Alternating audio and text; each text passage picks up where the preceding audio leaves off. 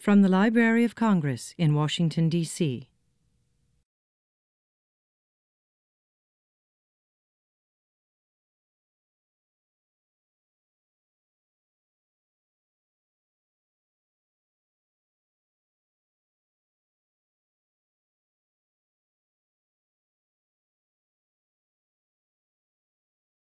My name is Mary Lou Rieker, and on behalf of the library's Office of Scholarly Programs and the John W. Kluge Center, I want to welcome you to a lecture today by Dr. Vani Pettinà entitled A Preponderance of Politics, the Impact of the Cold War on U.S.-Cuban Relations, 1946 to 1952.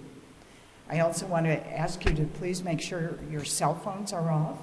We're being recorded today, and no lecturer wants an interruption from outside. But also I want to let you know that should you ask a question during the question and answer period, that you're asking that question constitutes permission for it to be recorded. Dr. Pettinà received both his MA in Latin American Studies and his PhD in Contemporary History through the Institute of History at the Universidad Complutense de Madrid.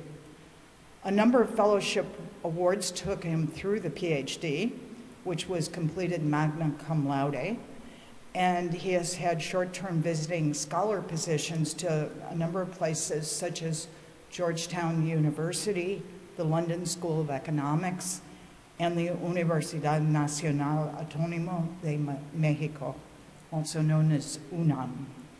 In 2011, his first book, A Study of U.S.-Cuban Relations, 1933 to 1959, was published by a Spanish publisher, Catarata Publications. He has written chapters for books published by both UNAM and Dos Calles, Madrid. He is also on the editorial board of a 5-volume collection on the history of the West Indies. Dr. Pettinà received his Kluge Fellowship immediately after receiving his PhD. His application proposed not just an essay concerning two nations, but a presentation of a much more complex picture linking global issues such as decolonization with more local issues. And I remember that the review committee was particularly impressed by the complexity of his proposed study. And of course, the library was delighted because it made extensive use of extensive collections on Cuban-American relations. On a personal note, I remember that I had the opportunity to make the phone call to Vani to tell him that he had received the Kluge Fellowship. And he was not in Madrid where I expected, nor at home in Italy, but I found him buried deep in an archive in Russia, trying to enhance his Russian language skills for this study. And there was this pause on the other end, and I never was quite sure whether we had a bad connection or he was kind of amazed he was going to move from a Russian archive to an American archive to study the Cold War issues like that. And whichever it was, I've seen him for the last 8 months, very busy, and I'm very eager to hear what the results of his research has been. So please help me welcome Dr. Vani Pettinà.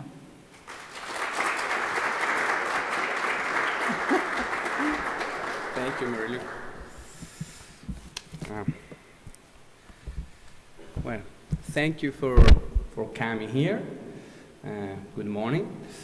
And let me start this presentation, obviously thanking the Kluge Center, its director, Caroline Brown, and all its staff, Mary Lou, Elizabeth, Joanne, Alicia, and all the staff. Also all my colleagues. Really, I had the greatest condition, the possible condition to conduct my research, to write, to think quietly, peacefully. So I'm very grateful and thankful to the Kluge Center. Actually, most of the time, now I'm thinking how I will get used to another library or another research environment after being here for 8 months, so thank you. So today I'm not going to talk about Russia, in spite of the fact that Mary Lou found me in Moscow one year ago. I'm going to focus on a different time period. What I'm going to do is to divide this short presentation, which I hope won't be too boring, into parts. In the first part, I will try to explain to you where my research stands in terms of general historiographical debate on the history of USA-Cuban relation before Castro revolution in 1959 and even before Castro insurrection between 1956 and 1958. So where my research stands in this debate. And then in the second part, I will try to enter into the details of the paper that I wrote here in these 8 months. Well, I didn't just write a paper during those 8 months. I did many other things, but yeah, mainly I focus on the writing of this paper, which will be a new chapter of the book, of my new book, which I'm working in this moment. As Mary Lou mentioned, I published a book 1 year ago basically on the same topic, and now I'm working on an enhancement, an extension of that book to be published in the United States. So this is the paper is a new chapter of that book. So let's start with the general thoughts consideration of where my research does stand in terms of historiographical debate.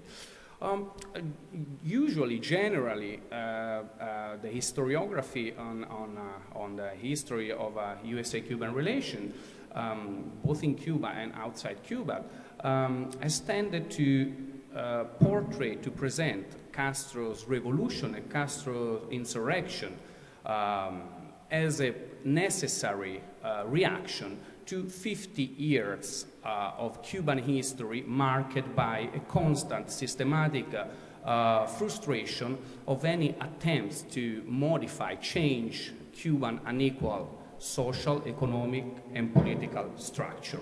So in the 1950s, Castro's movement, Castro political phenomenon would represent a reaction to this frustration of any attempt to change the Cuban status quo.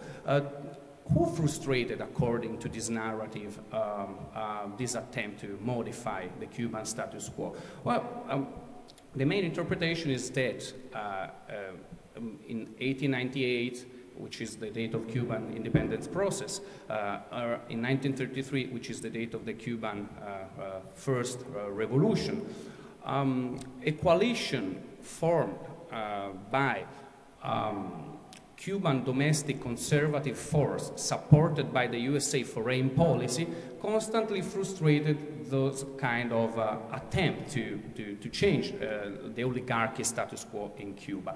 Castro revolution and the Castro insurrection would represent the reaction to this 50 years of frustration. And the revolution would represent finally the liberation, the victory, the triumph against the Cuban conservative domestic forces and the hegemonic USA foreign policy toward the island. So the first point of my research is that neither we should consider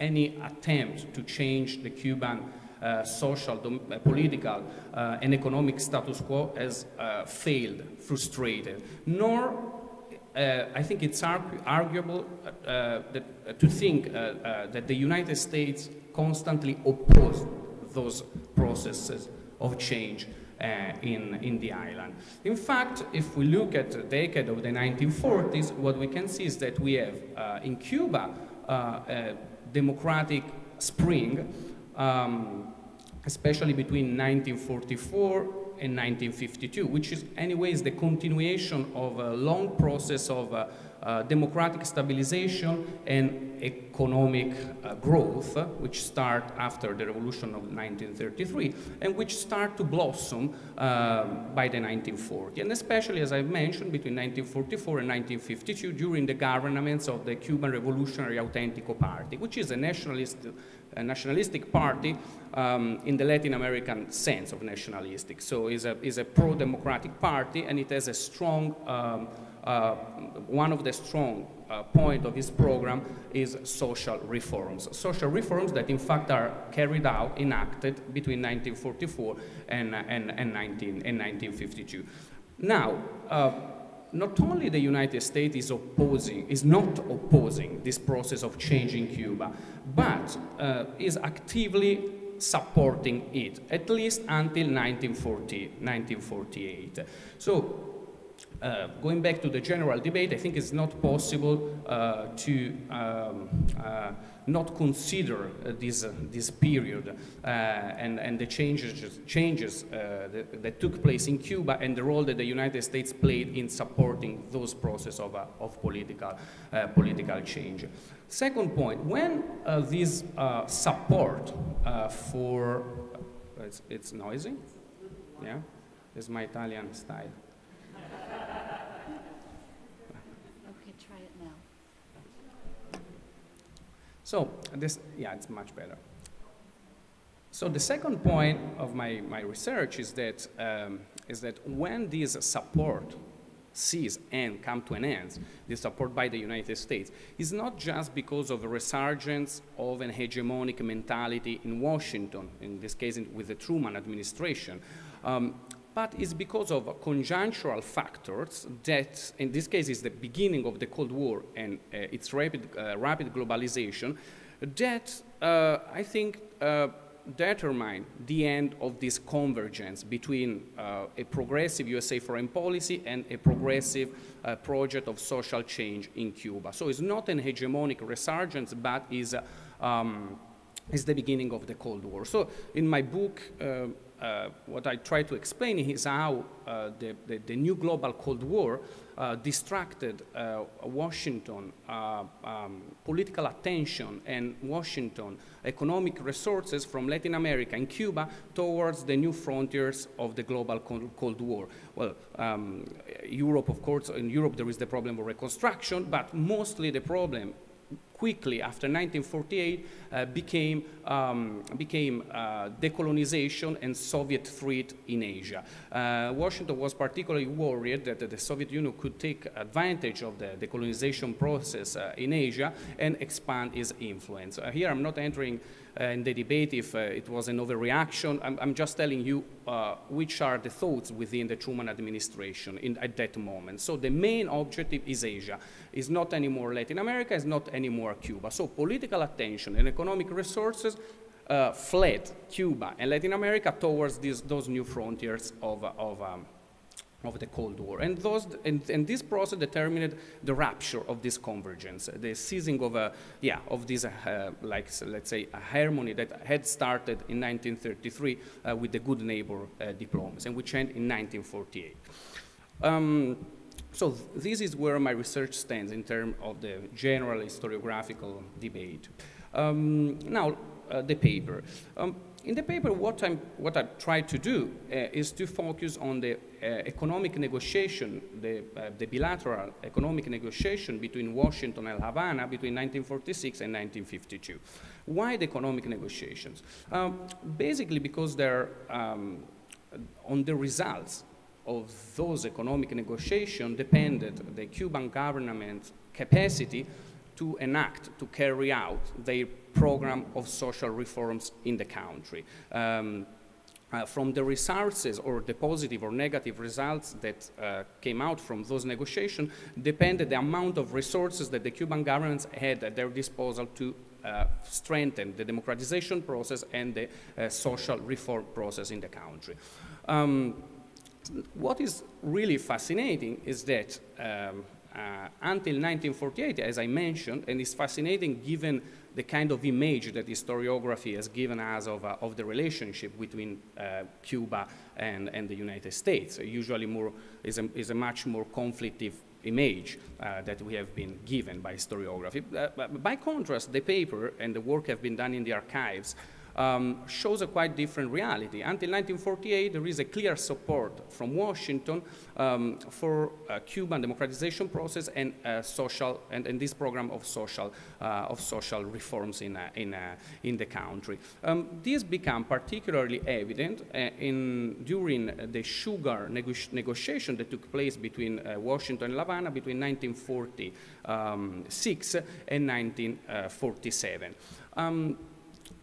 In this case, Washington's role was very important, and was, as I've said, Washington constantly tried to meet Cuban requests because the main logic was that Cuba needed economic support to get consolidated this democratic process in the island. So what happened during these sugar negotiations? Cuba by 1945, 1946 was facing the specter of an economic collapse. Why? Because during World War II, the island has dramatically expanded its sugar production to meet the Allied war needs. Why? Because Cuba had become the main and the only provider of sugar for USA and Allied troops fighting in Europe, in Asia, and in North Africa.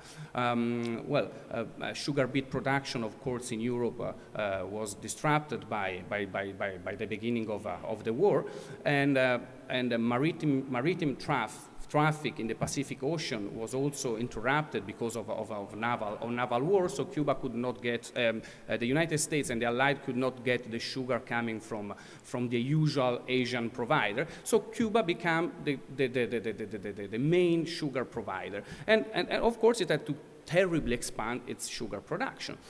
What happened that at the end of World War II, there is the problem of how to readjust its sugar economy to lower level of international sugar demand. And it's there when Cuba immediately turns to Washington asking for help and for being supported to enact a smooth transition to this post-World War II scenario, which is the risk. The risk is an economic collapse, and of course with a very, very negative, likely negative impact on the democratic stability of the country.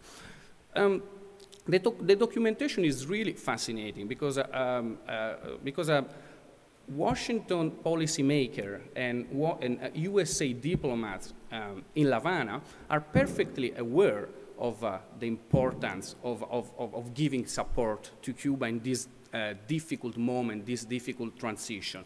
And they even fight against USA lobbyists belonging to the sugar beet lobby. So it's quite curious to see a USA diplomat and policymakers siding with the Cuban delegation and fighting back the attempts of the sugar beet producer to exclude Cuba from the USA sugar market. Because which is the solution that is found to avoid this economic collapse? Is to integrate Cuba into a system of USA sugar quota, according to which Washington commits itself to buy every year a large fixed amount of sugar, of Cuban sugar. This, of course, would terribly, dramatically stabilize the Cuban economy. And in fact, in 1948, the new Sugar Act integrated Cuba in this new system of quotas after a long fight against the USA lobby that they don't want Cuba to become part of this quota system, because of course it would represent a competence for them. And so, yeah, the new Sugar Act integrates Cuba in this new system. And in fact, there are immediate, Cuba avoided this economic collapse. In 1948, there are new elections, a new democratic president belonging to the same party, to the Partito Rivoluzionario Autentico Party, is elected, and smooth economic transition, smooth democratic transition as well. The problem starts now, at this point, after 1948. Washington attitude after 1948 completely changes. From a cooperative mood towards Cuba, it switched very quickly. The documentation is quite amazing in this sense because it shows how quick was this process. It switched to an uncooperative mood. By 1948, there is no more attempt to meet Cuban request to support Cuba. There is no more awareness of how important is Cuba, basically giving to Cuba what Cuba wants in terms of stabilization of its democratic institution. Again, the economic negotiation between the two countries are crucial to understand this process. So after 1948, we have this new Cuban president, Prio Socarrás. Prio Socarrás is determined to carry on with this program of social reforms that had been started by his predecessor in 1944. Now, of course, again, the problem is money. The quota has stabilized the Cuban economy, but at the same time, it has sort of established a limit to the growth. It's a fixed amount of sugar that covers more or less all the Cuban sugar production, which stabilizes the economy, but doesn't allow the economy to grow after that, over that top. So, of course, like many Latin Americans at that time, the first thing that the new president tried to do is to start an ambitious program of economic diversification. Not only new industries, but also diversification of the agricultural sector that obviously is too reliant on sugar production. And as it has been the custom until then, immediately turns to Washington to get some sort of financial help to implement this very expensive program of economic diversification. And there is this official meeting in Washington between Prio Socarrás and President Harry Truman, and Socarrás also has held meeting with other officials belonging to the Truman administration, and the answer to any single one of Prio's requests is negative. Prio basically asked for like a small increase of the Cuban sugar quota because he argues that Cuba needs time to carry on, to develop this plan of economic diversification. So he asked like, yes, a little increase of the Cuban sugar quota to get time. And I also asked for a loan by the USA government to be used as an investment in new industries, in new like agricultural production. And again, Washington, not only Truman, but all the policymakers, the USA diplomats in La Habana, they are quite unfriendly, and they reject these requests. And this all happened with the same administration that they had supported the previous government request, and that same administration, the Harry Truman administration, is now completely rejecting. The interesting thing is that the previous negotiation, Washington really showed that he cared about Cuban democratic stability, and he thought that giving economic help would have also helped, in turn, this democratic consolidation in Cuba.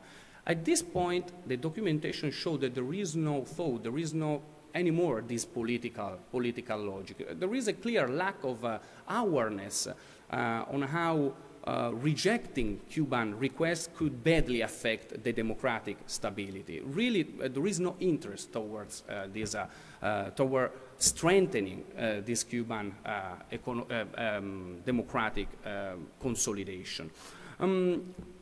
So which can be the explanation of such abrupt change? I don't think it's an ideological problem. It's not that suddenly Washington became opposed to the idea of economic diversification in Cuba, of industrialization. Why I'm saying so? Because at the same time, what is fascinating is that Washington is investing huge amount of USA taxpayers' money in Asia, in countries like Philippines, India, Pakistan, Indonesia, and it's doing exactly what Cuba is asking for. It's putting money that is used to diversify the economy, to modernize the country. So the explanation I have found, and I think the documentation, I mean, it's what like pushed me to think that this is the explanation, is that this abrupt, quick globalization of the Cold War really created a problem of capacity of giving to Latin America the necessary political attention, or at least the same political attention the continent had received during the 1930s and the 1940s. Now all the political resources are directed toward the new frontiers of the Cold War. And also it created a budgetary problem, because in this case the documentation is super clear. So the Truman administration is up to use a huge amount of money to foil Soviet, what he thinks is a Soviet threat in Europe, in Asia, but not an infinite amount of money. So there is a constant worrying about taking care of the budget. The budget has not to expand over certain limits. Why? Well, because this basically, according to the Truman administration, it will be the same with the Eisenhower administration, clashes with the American perception that a smaller state is better. So the risk is that getting involved in too many places at the same time will bring to an expansion of the role of the state in the economy. So there is no, the answer that the Truman administration gives to Prior mirrors this logic. They say, no, I mean, at this point you have to get the money from private sources. We won't use USA taxpayers' money to fund your project of economic diversification. Now, of course, this change did not create Cuban problems from scratch. I mean, the dependency on Cuban sugar, on the sugar production, is a Cuban problem. It's not an American problem. The fragility of Cuban democratic institution has to do with the local domestic process, Cuban process. It has not to do with the USA foreign policy. But, of course, the rejection of Prior request clearly weakened the image of the president within Cuba, and the Prior's image within Cuba get even more weak when in 1951 Washington decided to reduce the Cuban sugar quota, which had established only a few years earlier. Why again? Because there is no awareness, there is no thought, there is no political thought about the consequence that this kind of attitude can generate within Cuba. Even if Cuban diplomats argues that this kind of decision will bring instability and will bring, perhaps, and they use literally this word, they might bring to a coup. Which actually happened in 1952, March 1952. Fulgencio Batista steps in and gives a completely bloodless coup. Bloodless because the economic uncertainty and this lack of legitimacy of the last Partido Revolucionario Auténtico government had created the fertile ground for a bloodless coup by Fulgencio Batista. Yeah, I think I will get to my conclusions. This paper, my research, I think shows that mainly the history of USA-Cuban relation is perhaps much more a history of cooperation, or at least is not only a history of conflict. As I've tried to show during the 1940s, cooperation, convergence was possible, and it was not possible conservative term, but quite the opposite, on progressive term. There is a clear attempt in Cuba to improve the life of Cuban citizens, to create, to expand social rights, and there is a clear attempt by Washington to strengthen this process. And in the during the 1940s is absolutely evident. And in fact, I would say that the problem of the 1940s, they do not fit in the kind of usual narrative that we find on the history of USA-Cuban relation. In fact, there is only one book published in English on that decade by Charles Summering, and it has been published like 10 years ago, nothing more after that.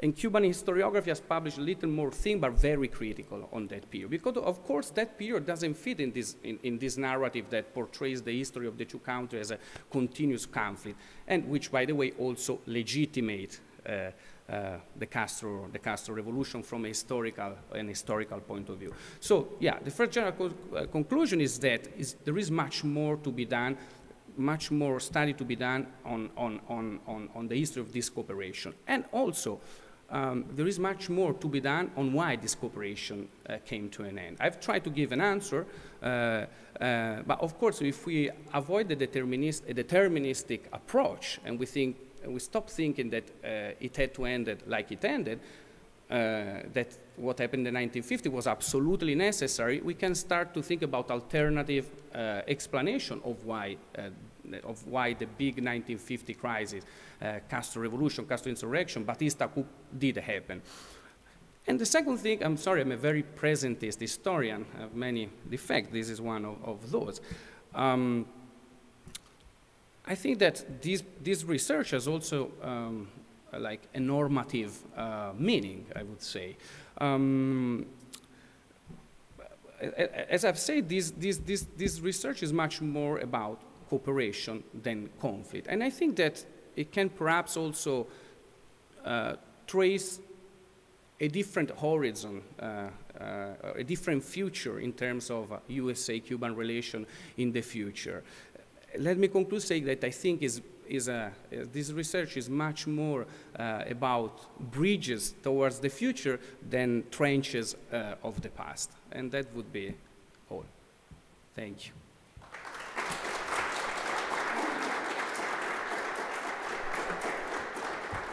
Was a half an hour, right?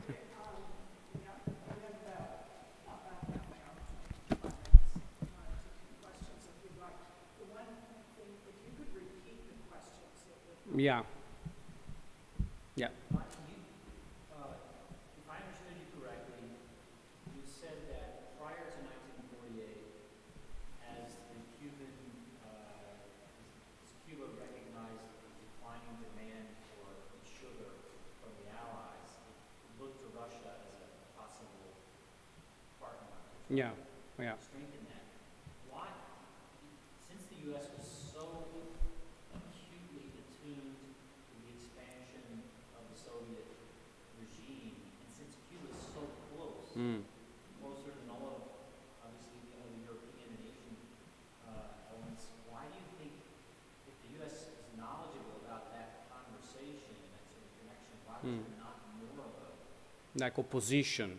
Not more of a kind of effort and an intent to try to make sure we cultivate a close relationship? You noted that No, yeah, I think is a very interesting question. Well, the paradox of all these stories that you know that the biggest sugar contract with the Soviet Union is signed by the Batista government after 1952.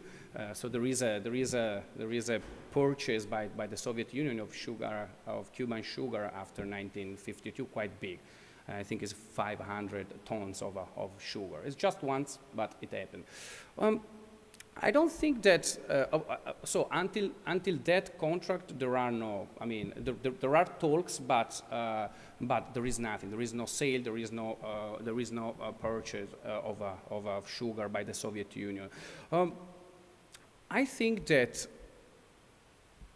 there are talks, but the Cuban government at that time are quite aware that they cannot do that thing.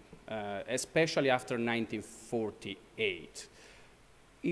the only person that will be able to do that is Batista, because it is clearly so pro-American that like a commercial like interaction with the Soviet Union by Batista is absolutely not perceived as a problem. And also,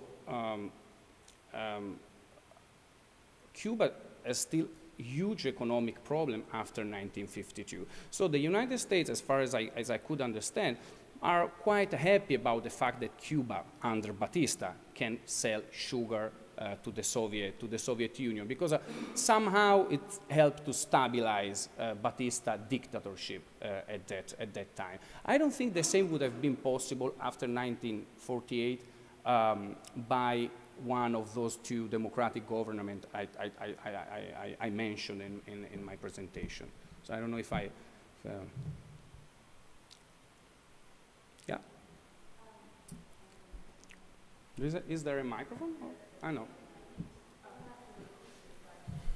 Ah, yes, I forgot. So thank you for a really stimulating talk and making Cuban history clear to those of us who know nothing. But I actually have a question that might be slightly removed from your broader argument, but more anecdotal, which is, given the cooperation and agreements that are formed in the 1940s between the U.S. government, immediately after World War II, during World War II. During World War II and after World War II, until 1948, so yeah. Creating these quotas for the sugar production in Cuba, how much did the U.S. government interfere, or I shouldn't say interfere, how much were they involved in the actual production of sugar in Cuba itself, particularly in response to any kind of history of strikes or labor union activity by sugar workers? Yeah, yeah. Yeah, this is very interesting because it's something that is not perhaps very well known. But so after 1937, the level of USA investment in the Cuban sugar production constantly decreased. Why? First of all, because in 1937 is approved La Ley de Coordinación Azucarera, sugar coordination law, by the way, by one of the Batista's government of that time. And that law made much less profitable because it regulated the Cuban domestic sugar market production. It regulated that, and it made much less profitable for USA sugar company or multinational to invest money within Cuba. So after 1937, we see a constant decrease, which doesn't mean that there were not like big, huge, like USA sugar company in Cuba, but I would say that their weight had substantially decreased by the time that of those negotiations between 1947 and 1952. So again, the interesting thing about the diplomatic documentation, is that when USA diplomats and USA policymakers stepped in trying to support Cuban position, was not because they were thinking that in that way they would have helped their national investors in Cuba. There is no trace of all that. It's always a political logic. My impression is that it's a clear heritage of FDR, good neighbor diplomacy way of thinking. Before is politics, and then economy serves like a tool to support your policy, but it's not the other way around. So yeah, it's a political logic that stands behind that kind of cooperation. Any more? Yeah.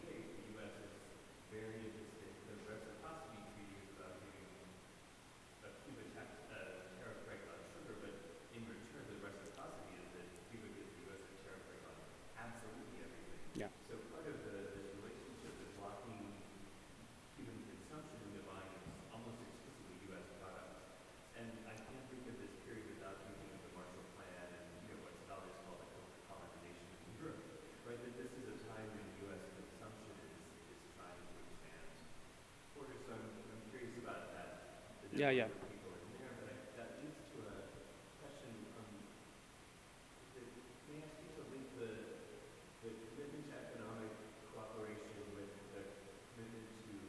Democratic and social concerns, because I still like to toe a skeptical line.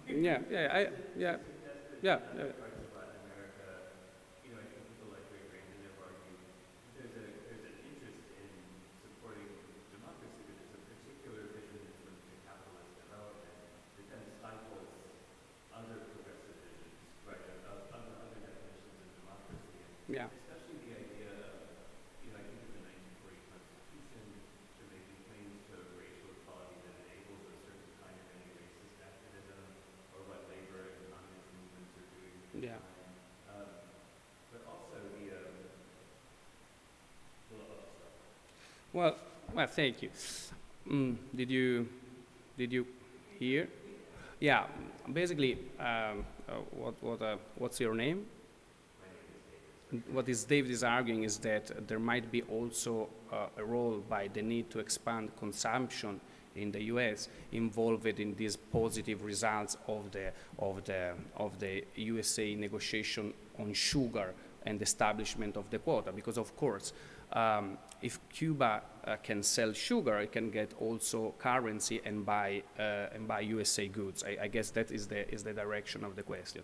And the second one is if is really there a direct link between this decision to support Cuban economy, if this decision is linked also to a broader consideration on democracy in Cuba. And then this would, well, anyway, I will try to address the question. So, yeah, very good question. Actually, there is an active role by the USA Chamber of Commerce of the Havana in all the negotiation process. The USA Chamber of Commerce in Havana is, of course, pushing for integrating Cuba in this quota system, because as David correctly said, their thought is that if Cuba can get currency, then it will basically buy more USA goods. And this is quite clear in the document. So there are meetings between USA diplomats and the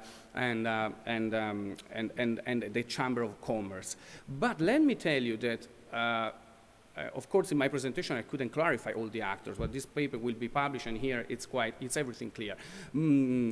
But that is not the position of the USA policymaker. Believe me, is a completely different culture from the USA Chamber of Commerce, and is a completely different political culture, the one that a diplomat like Henry Norweb have at this point compared to the Cold War political culture. They are not interested in economy in this moment. If they are, it's because they think it's a tool for the USA foreign policy. I know it's very hard to believe me, because I know that most of the narrative says quite the opposite. And actually, I don't think Greg Grandin would like this work. I'm quite sure. And actually, in my work, I'm constantly also arguing with the kind of interpretation of USA Latin American relationship he gives. I don't really buy this idea of a continuity between the 19th century and the 20th century as a whole century of revolutions and counter-revolutions supported by the United States. I think it's really hard to argue. And I think is well, we can debate now. I think it's a problem of related to USA historiography. In Europe, we have a completely different perspective on this. And I guess the real problem is that in many cases, USA scholars do not read books published in Italian, let's say, or in French, because in Italy we have a huge historiographical tradition that started in the 1930s with Antonello Gerbi, that constantly argue against this kind of one-sided interpretation of Latin American history. So I would say that my work stands in that kind of tradition. And so again, yeah, in this moment, they really give importance to Cuban democratic stability. I really think that is a legacy of the good neighbor diplomacy and on the evolution of the good neighbor diplomacy, especially during the 1940s when the anti-totalitarian charge became became even stronger. So yeah, then we can discuss what is democracy. For me, in the decade of the 1940s is a very nuanced model of democracy, I would say. So it's not just election every 4 years, but I know that the grouse governments and the PRIO governments have been always considered like corrupted government, but I mean, there is much more there. There is a real social program. That's absolutely real. And I forgot now. And also, yeah, the thing is that the corruption issue, I think it has been very banalized. I mean, if we look at many other like countries that are starting democratic transition, they're constantly marked by high level of corruption. So there are works by James Scott on, for example, on the role of corruption during the early stage of democratization process. It's not just that Cuban drinks rum and they don't care about their citizens. There is a political role that corruption, I think, played during those times that has been sort of caricaturized, I think, usually by Cuban and international historiography. So yeah, that would be my question. Yeah.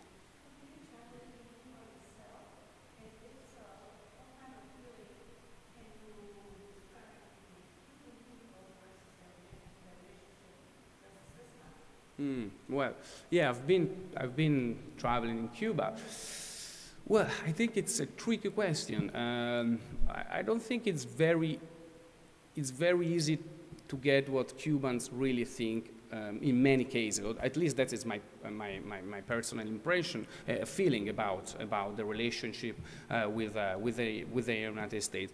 Of course, on the one hand, there is a sort of myth of the United States, which was pushed a lot of people to leave Cuba during 50 years. But then there are other quite consolidate perception of the United States as an aggressor, and I wouldn't deny that, at least after 1960. Of course, we have from the attempts to assassinate Castro to the Bay of the Pigs. Of course, those are real signal of an aggressive foreign policy. So of course, those kind of episodes generated a lot of hostility towards the United States. Again, I think is a mixed perception. Is very hard. I don't think there is one Cuban perception of the United States in Cuba.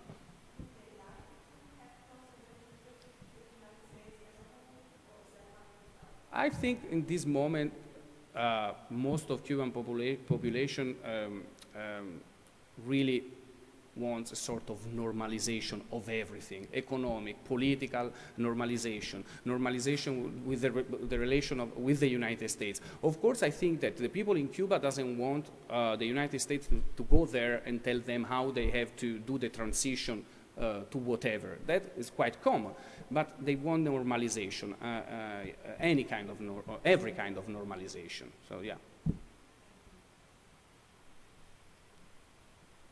Yeah.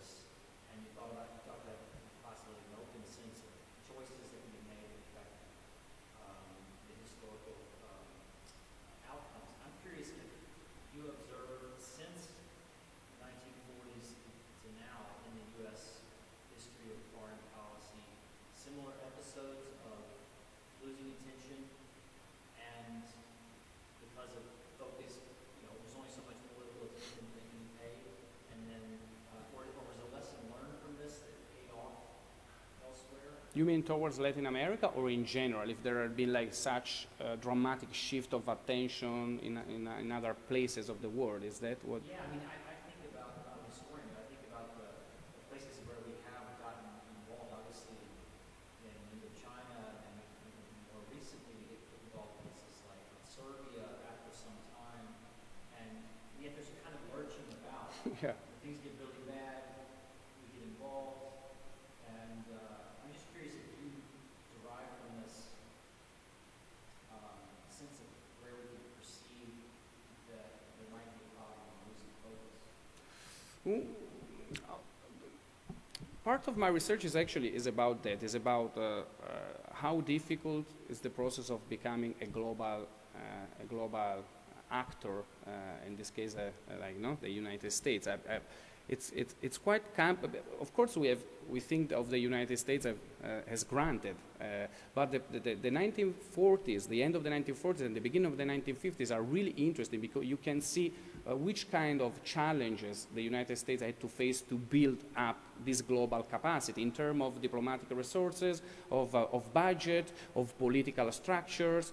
Think about the building of the National Security Council, then the OCB, which is an internal organ that they decide to establish because they need to better coordinate the National Security Council, which is already itself an institution created to get a better organization of the USA foreign policy in terms of internal security. So I think there is a constant need to re-update political structure and political strategy, at least until when you are up to this global game. Yeah, and it had happened many times. But for example, I would tell you that I think that in the last 5, 6, 10 years, Washington has not paid any attention to Latin America. Now, Latin Americans would say that it's better, that they prefer to don't get any attention. What I say and what I'm trying to say is that it's not true. Not always that kind of attention lead to conflict. It might lead to cooperation. It could lead to cooperation. And so yeah, I mean, it's constant. It depends on local crises that become particularly global or international because they are close to energy sources, for example, because these kind of crises happen in places that are particularly meaningful in terms of geopolitical location. So yeah, that constantly shifts. I mean, it happens all the time, and it's happening. Think about now, where there was an article yesterday saying that at this point, after all this new military deployment in Asia, Asia really became, we all knew, but now officially became the first top priority for the United States. So yeah, it's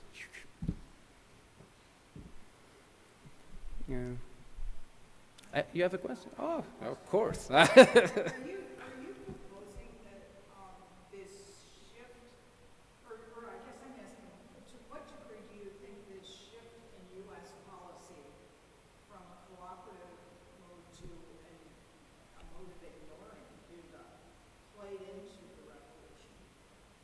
Well, I mean, yeah, the thing is that, so if we don't consider the revolution and reaction to this these 50, 60 years of problematic relationship, if we see the revolution as a reaction to the crisis in which Cuba entered and the end of the 1940s because of the failure not of the revolutionary attempts to change the country, the revolutionary attempt of 1898 and 1933, but on the failure of this democratic transition. Of course, the USA played a crucial role because had, for example, the Truman administration supported the PRIO government when the PRIO government requested the loan or a little increase of the Cuban sugar quota, I don't think we would have such a fertile ground for Batista coup in 1952. And without Batista coup in 1952, I doubt that we would have had Castro's insurrection and Castro revolution. Because never forget that in 1956, when Castro decided to take arms, it was not the first time. It's the second time he decided to do that. It's in his mind, in his program, the main point is the restoration of the 1940 Constitution. So there is even